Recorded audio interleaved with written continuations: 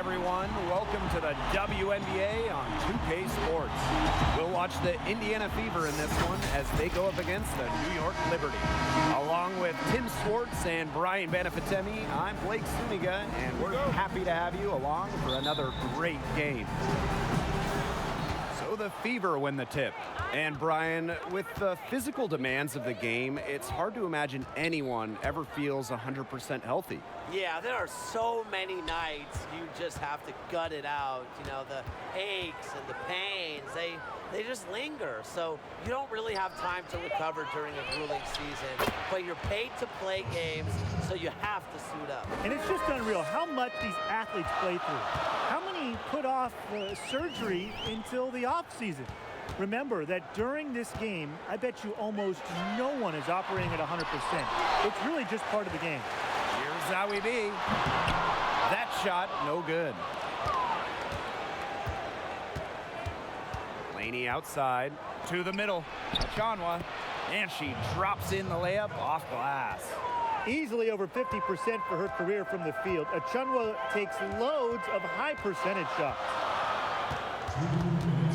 Outside. Kelsey Mitchell with the block. Here comes the break. And that one goes in as she's fouled. It'll be 3 points if she can convert the free throw. Well, guys, we all know going from college to the WNBA just isn't an easy transition. Just ask Kelsey Mitchell. The speed of the game threw her off a bit at first, but she learned to be patient and trust the process. And that one good. The first bucket for this offense, just 1 of 4 to start the game. Wheeler, Boyd covering. Now here's Wheeler. Defense is right there, and she banks in the layup. Yeah, and despite the difficult adjustment to the pro game, Mitchell's potential remains through the roof. I wish I could say the same about your potential, Blake, but Mitchell is someone that's shown great flashes as a scorer and distributor, and her learning curve has allowed her to formulate a game plan and play in attack mode. I see her as a difference maker that'll be around for a while. It's not hard to see why they're giving up points on this run. Just too many looks from in close. You know, usually when teams give up runs like this, it's because they allow chances from inside. Make them beat you from deep. Now here's Charles. Clock at 6. Boyd with it. Dupree covering. Back to Charles. And there's the shot clock violation. Couldn't get it off in time. And the Liberty making a change here.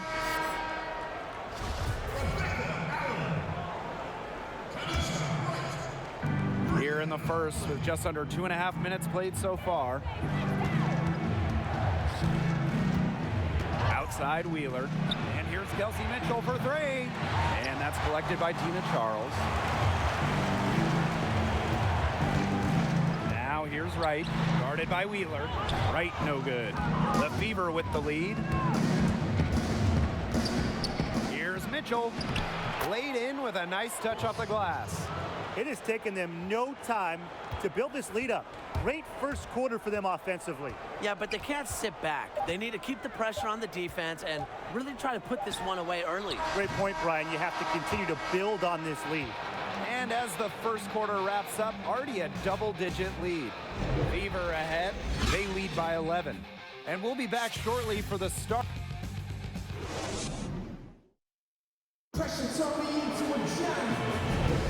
Well, not exactly a neck-and-neck game, but as the second quarter starts, there is plenty of time for a comeback.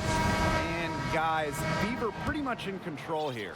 Well, we've seen them really get out and establish an offensive rhythm. And they're finding ways to score, you know, playing well and getting good offense. That one falls. That's a precision shot. No room for error on the floater. And it's the Fever ball. Well, you look at the Indiana Fever, even though they've struggled lately, the franchise, it certainly is a successful one. Never really had long stretches of not being competitive. The team has shown they will not settle for being a bottom feeder in the league. And the whistle blows. It's going to be on Johnson. That is her first foul of the game. Fever on D. They lead by 11, the largest margin of the game. Not pretty. Got to just shake off a miss like that. And it's out of bounds to the Fever as Indiana retains possession.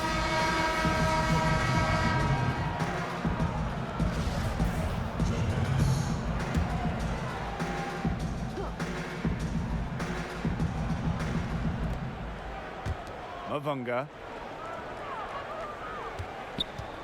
Back to Johnson. Outside Vivians. And she's good on the 3-ball. And the success you talked about with the Fever, it shows up in their playoff appearances. Well, the Fever made the playoffs every year from 2005 to 2016, and that postseason streak is one of the longest in any American sport. And really, sustained success like that is really rare for any professional team. And she finishes nicely on the layup. And that'll raise their field goal percentage even more. They're enjoying a big edge in that category. And that's because they've been playing smart basketball. They've been very patient offensively, and their shot selection has just been great. Such a high IQ on this team. Right here. Hartley outside. Sweet little floater. That's incredibly poor defensive awareness. She's one player you don't want to give up any space to. Pass to McCowan. Down low. And a basket by Mavunga. They're not rotating quickly enough on defense down low. They've got to provide more resistance inside. Outside Charles. Here's Zowie B.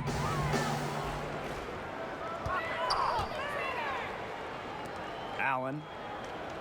Now here's Hartley, covered by Vivians. 4 on the shot clock. Rhea Hartley, the open look. Offensive board. Here's Zowie B. And lots of contact there. Missing the shot, and will shoot 2 at the line.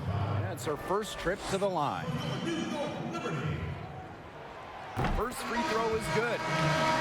Liberty having some issues as a team recently, finishing near the bottom of the league, and clearly they just can't seem to build around the all-world player, Tina Charles.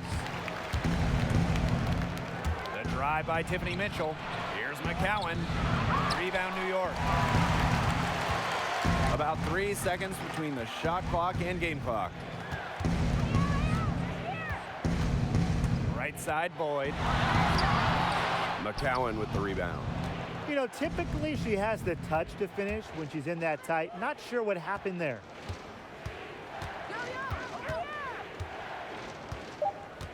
Outside Vivians. And we've reached halftime in this one. The Fever on top. They lead by 14. And join us.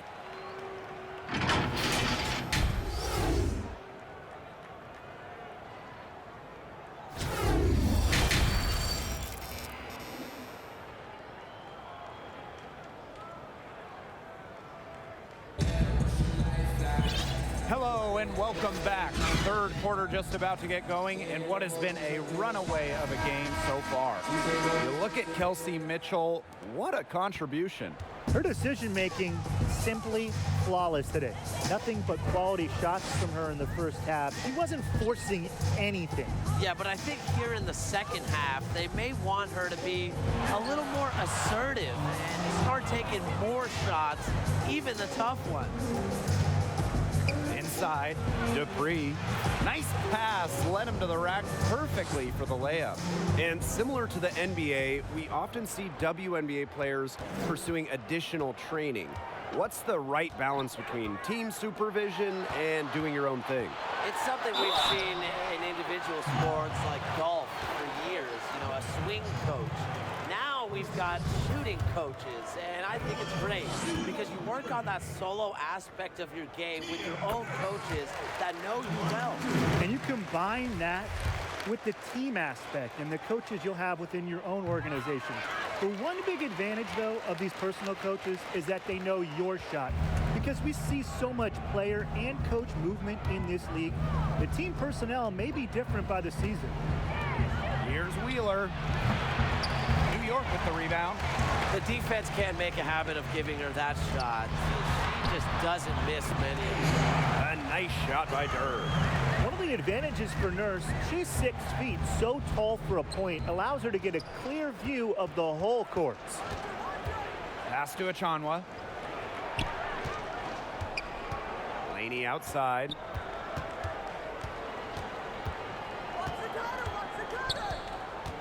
Out to the wing. Here's Wheeler. It's good from beyond the arc.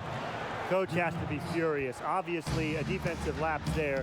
She is automatic from deep. If you leave her wide open, big mistake. Here's Zawi B, guarded by Wheeler. Pass to Boyd.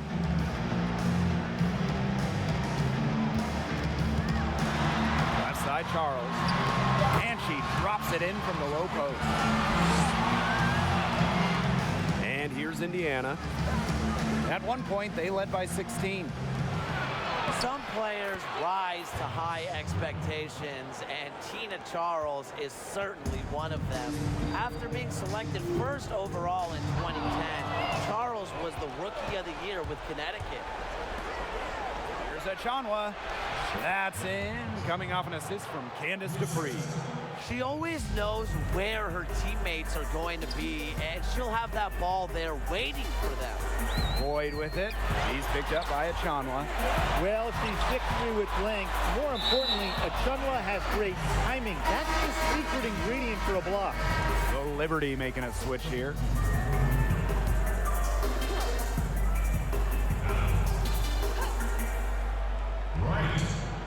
Just under 2.5 minutes into this third quarter now. And the call will be against Mitchell.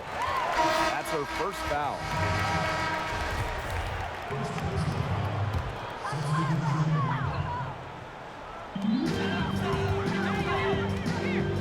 Here's Johannes.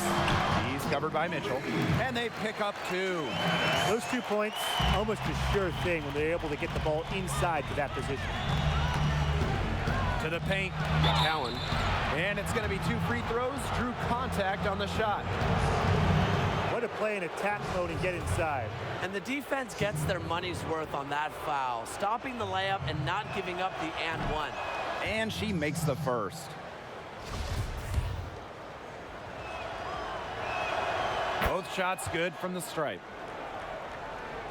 A little over 2.5 minutes off the clock in this final half of play. Now here's Durr, covered by Vivians.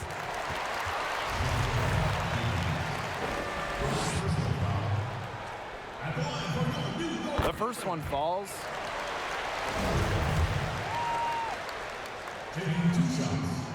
Second free throw, no good. Pass to McCowan. Johnson knocks down the 3. They've been very sound offensively in the second half. And there's really no comparison between the teams in terms of the way they've both shot the ball since the break. And you kind of wonder what was one team talking about in the locker room and what was the other? Well, through 3 quarters of play, down double digits. And it's time now to bring you our State Farm assist of the game. Well, this is what being on the same page looks like. Fantastic feed and a heads-up play all around. And how can you not be a fan of a sequence like that? This is what beautiful basketball is all about. Yeah, unselfishness, just wonderful stuff. And we welcome you back as we get going into the fourth quarter. The final quarter of play can change everything. Back to Mitchell. 6 on the shot clock. He's off from 3. A challenging stretch for New York here. Pass to Durr. Here's Johannes. And we know the WNBA has some real passionate fans, but guys, which team do you think has the best fan base in the league? That's a good question, Blake. How about the Los Angeles Sparks? Since winning the championship back in 2016, they've been one of the league's most watched teams. They also have one of the strongest social media followings. I think my pick has to be the Seattle Storm. Now, let me take you back to 2008 when the city was close to losing women's professional basketball. 4 eccentric season ticket holders stepped in and bought the team.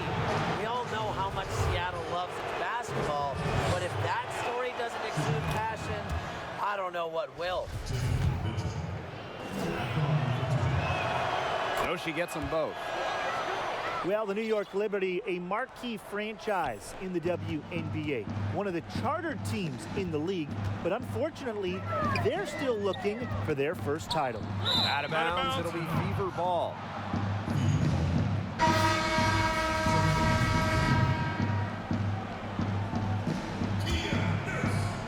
So it's Indiana now. Pass to McCowan.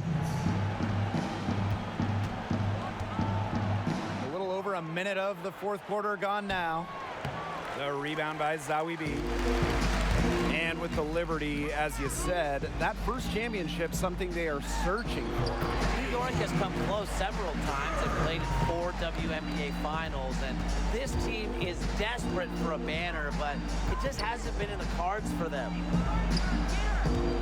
Here's McCowan, and there's the whistle. Fouled hard on the shot, and we'll go to the line.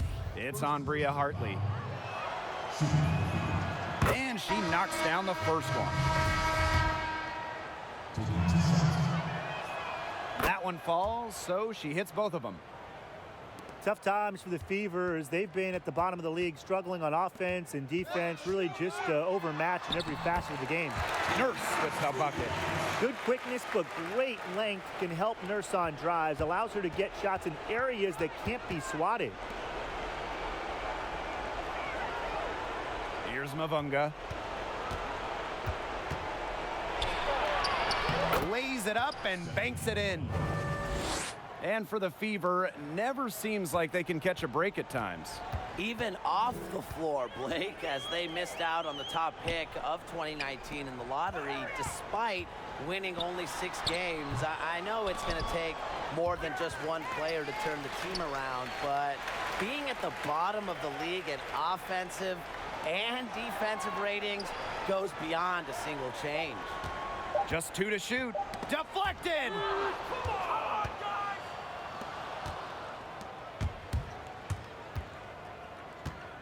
Now here's Vivians. She's guarded closely. Back to Mitchell. So she gets the whistle. Contact on the way up. 2 shots next. It's on Bria Hartley. The first free throw is good.